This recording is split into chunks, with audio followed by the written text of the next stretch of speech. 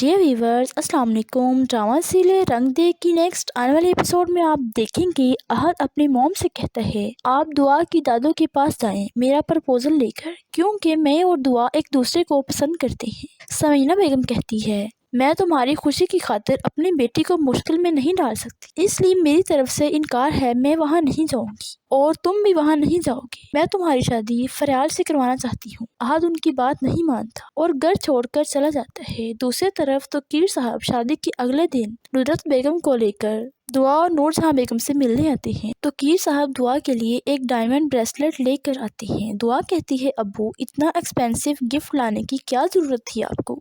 توقیر صاحب کہتے ہیں تم میری بیٹی جو ہو۔ شام میں وہ ندرت بیگم کو لے کر واپس گھر آ جاتے ہیں۔ رات میں توقیر صاحب کو کسی بندے کی دھمکی والی کال آتی ہے، وہ پریشان ہو جاتے ہیں۔ ندرت بیگم بھی انہیں پریشان دیکھ کر کہتی ہیں کیا ہوا، آپ بہت پریشان لگ رہے ہیں۔ توقیر صاحب کہتا ہے مجھے ابھی جانا ہوگا، ایک ضروری کام آ گیا ہے۔ توقیر صاحب تو وہاں سے بھاگ کر کہیں اور چھپنا چاہ رہا تھا، لیکن راستے میں ہی وہ گنڈے اسے پکڑ لیتے ہیں۔ ندرت بیگم اپنی ساس کے گھر چلی جاتی ہے۔ جب رات گئے تک توقیر صاحب کا کچھ پتہ نہیں چلتا تو وہ اظہر صاحب سے رابطہ کرتی ہے۔ اظہر صاحب بھی توقیر کو فون کرتا ہے لیکن اس کا نمبر بند تھا۔ اظہر کہتا ہے لگتا یہ بدبخت توقیر پھر کسی ایجنسی والے کے ہتھے چڑھ گیا ہے۔